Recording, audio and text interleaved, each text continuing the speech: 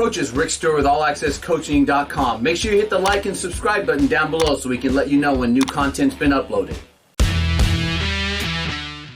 I'm going to go ahead and get started. We're going to talk about like the mesh fundamentals here at Harding, what we do fundamentally here at Harding. And, we're very detail oriented here at Harding on how we teach our mesh. It is very detailed. It's very structured. We want all of our guys, whether it's the first team, second team, third team, 14 guy, all look the same or close to.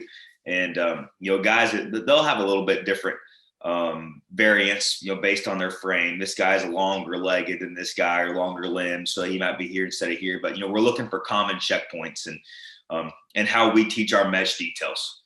So here at Harding, everything revolves around inside veer and zone dive, and it used to be triple for us. Everything revolved around triple. Well, that is true, but that's kind of changed actually. So everything for us now revolves around zone dive.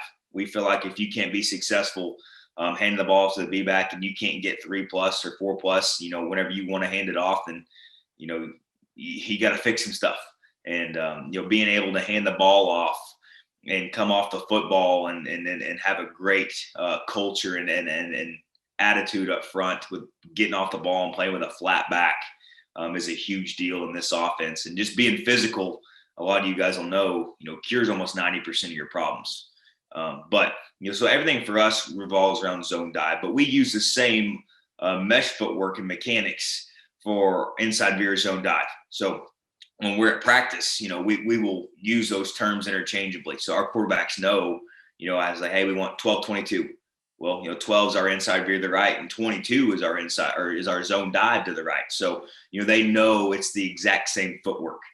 So we're going to kind of how we get started here. So, we really want to have our weight pre-snap on our backside foot. That way we're not wasting movement. We really want to push off our backside foot. If I'm running, inside veer zone dive to the right, I want to push off my left foot, and my lead step, my right foot, is going to be my depth step. I want that to be about, 10 to 12 inches just straight back. And a lot of times we like to straddle a line where a line will run right through our midsection. So, whenever we want to step straight back right behind our butt cheek, we really want our lead step or our depth step, that heel to be right in the middle or on that line. Our trail foot or our stagger step, is the one we pushed off of. That's going to create our natural stagger. We kind of want, toe to instep stagger, just a slight stagger with our toes slightly flared. You guys that, are weight room guys, that, whenever you squat, if you just slightly just flare your toes a little bit, it opens up your hips. So a lot of our guys would feel like they have more hip mobility whenever their toes are slightly flared. That really, really helps us. Other things you'll hear me say is ball beats our feet. The ball beats our feet. We want that ball when we receive that snap to get back on that plane. So like almost if there was a string attached from that ball to my depth step foot, my ball is following that foot. We have a string attached from the ball to our lead step foot. And we want that to beat our trail foot around our stagger step. So, that's good. We want to sit tall in the mesh. We want to sit really, really tall, and we don't want to lean through the mesh. It gives us a hard time, but also we want to be patient, right? We want our A back to get out there in front of us, and we want to be able to, transfer our weight from back foot to the front foot, which is our mesh window. So, all these things that we do, we're teaching all these little dining mechanics every single day. We're always coaching something. So we'll go ahead and just get started and kind of show you some of our everyday drills that we do to teach these mechanics of a perfect mesh, what that looks like for our quarterbacks and what that looks like for our Bs. And, I'll kind of hit some of this with our B-backs too. We start with our heels at 5, regardless. If it's a mesh play, our heels are at 5. We don't vary from that. So we're very detailed. We want to roll our backside knee, push off at our landmark, a 6 to 8 inch step, like we're almost like hammering a nail on the ground. We want to roll. We want to create our pocket on our second step. So our backside hand is our top. So if we're running 12, I'm pushing on my second step. I'm creating a pocket. It's thumb to opposite nipple, palm to goal line. A lot of times guys will come out here like this and they'll have their palm will be down, and that ball might hit them right here. So we really want to open that pocket to where we can eliminate space and really expose an open rib cage and open stomach right there for a big target. Our B backs is responsible for the mesh. So our Bs are responsible for the mesh on 4 out of our 5 big plays, or really 4 out of our 6 big run schemes. So the Bs are responsible for the mesh on zone dive, inside veer, mid double, and mid triple.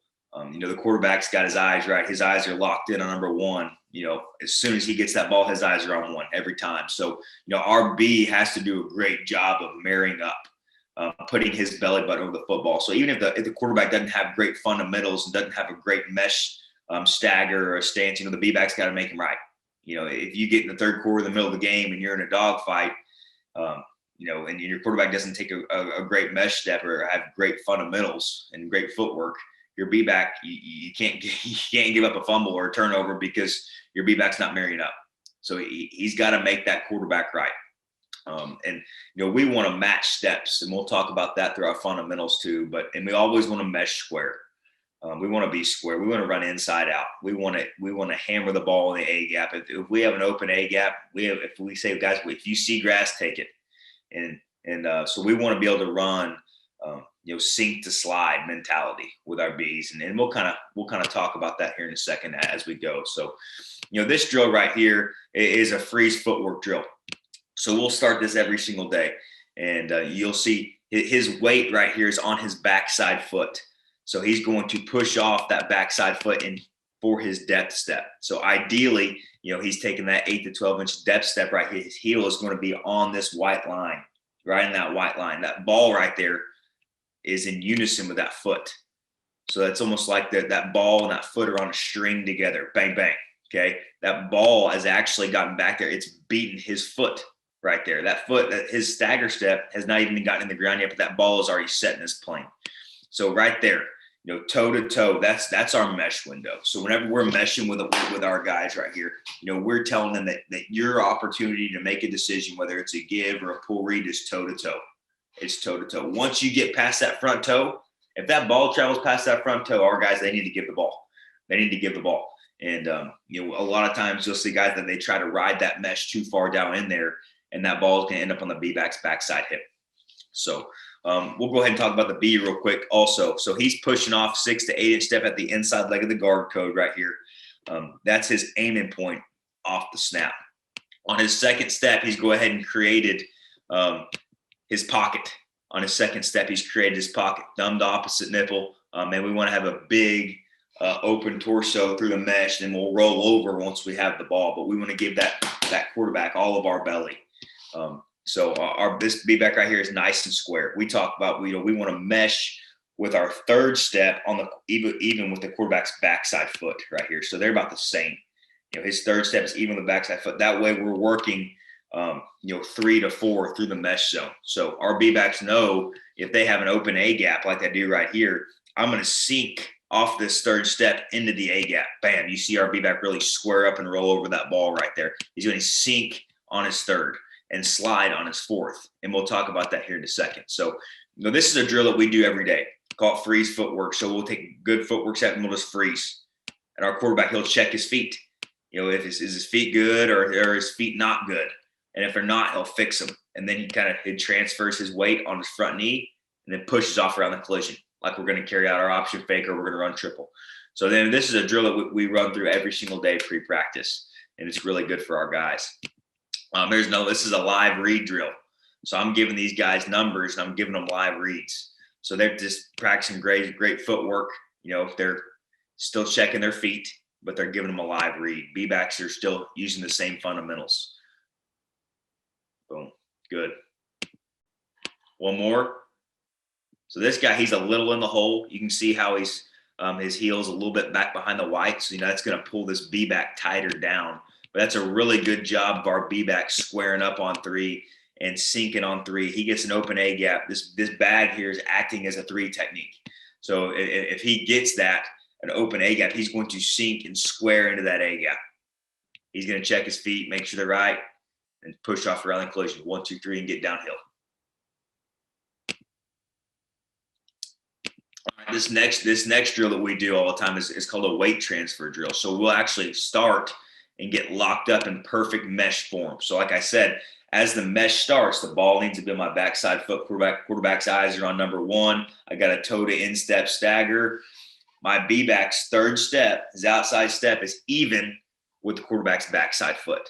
And now they're going to weight transfer. The quarterback's going to ride that guy through his mesh window, back foot to front foot, back foot to front foot. And now we've moved this agile or this little hand shield down into a 2 wide to where A gap's closed. So now our B-back's going to have to slide. We call this a 4-5 cut. He's got his third step in the ground. A gap's closed. It's reaction. He's going to slam and jab with his foot outside his body plane to make a lateral cut and slide into the B gap laterally. And we call it a 4-5 cut right there because that's exactly what it looks like. They go 3 and they go 4-5 vertical, and we want to stretch back, get back vertical. We want to, wrong shoulder linebackers, safeties that are scraping out the option responsibilities on the perimeter. So, we want to sink on 3 and then slide on 4 with a 4-5 slide. And this is kind of where we work that rhythm of the mesh and these minute details. What we want our guys to want, we slow it down for them so it's really good. This guy, look how square. So this guy was a really good back for us. He was a 5,000-yard career rusher. Nothing special athletically. He was just tough, man, and he just played without the football. He was the best that we've ever coached with, carrying out fakes, blocking without the ball. And, he was a great yards after contact guy. He wasn't going to break a 70-yard run. He's probably a 4.8 guy in the 40, but, man, he was tough. He understood leverage, and he just got after it. But 3-4, then 4-5 slide. I'm giving them give reads right here. I'm watching those quarterbacks' eyes. I want to know what they're looking at. If they're not looking at me, they're wrong. One more. Good. 4-5 vertical. Good. This next drill is, we call it dip and pitch. So we're just carrying it out, these mesh mechanics. We're carrying out. So we're going to check his footwork first. Right here, if we're running inside veer to the right, his weight pre-snap needs to be on that backside foot so he can press off that backside foot and get some depth with his lead foot. Good. His heels in the middle of that white line. Ball is beating his feet. Ball's over his backside foot, creating his mesh window. Give read. Good. He's carrying out his fake.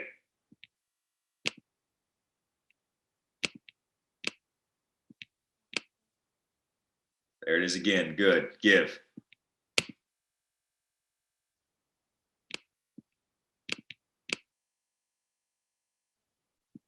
All right. Now we're moving on to dip and pitch. So Coach Wheaton's out here outside of me. You really can't see him right here. But now we're working the whole option. So our quarterback's still working the same fundamentals. Our B-backs are still reading their agiles when you're running down the scissor boards, okay, giving them a great angle. But that B-back step, his third step right here is equal with the quarterback's backside foot. So we got a really good mesh window. Okay, that was a 4-5 slide. Quarterback's ball beats his feet. The ball's already set, and the second set's barely getting in the ground. Okay, the ball has beaten his feet, and now he's fast early, slow through the mesh, and then he's fast again, pushing off around the collision and playing downhill. And that's something that we do at Harding that a lot of people don't do, especially other options. They want to pitch and fade. We want to get downhill. We want to play fast. We want to go north and south. So we'll kind of talk about that whenever you see some of our triples here in a little bit. But we are getting north and south with our options is what we want to do. It helps us play faster. If we can pitch the ball, we almost want to get a forward lateral. We joke about it all the time, but we want to go. We're almost 5-0 with our pitch relationship. We want to try to pitch that thing forward if we can. So, that's why that quarterback, he pushes off around the collision, gets some depth and width, because whenever you get a big D in here, a lot bigger than me and more physical than me, he violently tackles that B back. There's going to be a collision bubble. So you got to really push off around that collision to get you some depth and width to where you can start getting downhill on your crossover. So he's already started to get his belly button downhill. And our third step, we're playing north and south. Our quarterbacks know here at Harding, as soon as, they pull that football, they're thinking go score immediately. They're thinking go score. So right there, I'm going to score unless number 2 is here. Here he is. Number 2 is committed to him. So he thumps it, and we always fade inside. We want to expand that alley and pull number 2 down. Our B-back wants to do a great job pulling number 1 down, and then we're going to pull number 2 down.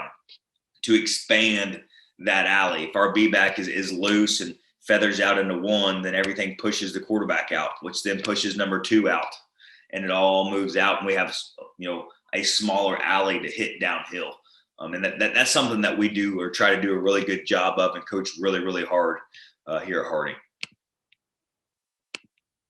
The other way, same thing. He's patient. He's fast early. He's slow through the mesh. He's transferred his weight to his front foot to where he can push off around that collision.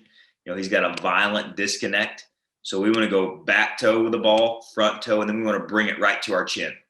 We call it, going back toe, front toe, chin. And that's locked and loaded. And, that's what Coach Wheaton likes to call locked and loaded. We want to deal right here. We want to pitch the ball. We're not very accurate when we're kind of firing from the hip, as he calls an old Western. We're not accurate pitching down here, but we're a lot more accurate when we can deal up here. And that's what we really want to coach our guys to do is, being able to go fast early with their feet, slow through the mesh when they make a really good decision. And then we're pushing all around the collision, playing fast again. So we're fast, slow, fast. And that's kind of how we get to the mesh and get through the mesh. So this next drill right here is, 2 and a threatening. Here at Harding, we don't read a stack. If we get a 4-3 stack or a 3-3 stack right here, this is 1 and 2 in the option count for us. So, we're dedicated to running the B back. We're going to hand the ball off to the B. We're going to give them to them, 15 to 20, sometimes more than that times a game. And, whenever these guys stack these guys in here, it means one guy's coming in here and one guy's going out, or vice versa. And so, whenever we get in this mode, we have a word for it, what we call PP. So, but 2 and a threatening right here, like we talked about. So whenever we have 2 and a threatening, we make a PP call, which tells our B back and this backside A back, hey, we're not handing this thing. So our quarterback's eyes are immediately on the edge. So we don't care how this thing unfolds one way or another. Our quarterback's looking for turn shoulders in the C gap. That is it. We've tried to read space before and we've handed in. If these guys step out and we have to step out with the quarterback and they tackle us right there, well, you're about to get a dose of zone dive. Because if both of these guys are feathering out, you're not going to stop us. We're going to rush for 400 yards. We really feel that way. Not to be arrogant, but if you're going to step one of those guys out against us or both of those guys out, you're going to get a steady dose of our B-back and our O-line, which are really, really good here. And so whenever guys are desperate, they'll put them in there, and then we just feel like it's easy money just because we know we don't even have to read anything. We're looking for one thing, and we're looking for turn shoulders on that edge. So our quarterback's eyes, you can tell he's not even looking in here. He's now getting his eyes at the edge because he made a PP call. Ball has beat his feet, his mesh track, but he knows he's not handing that thing. Okay. He's already started the retract. Okay. His violent disconnect out of there, and he gets turned shoulders.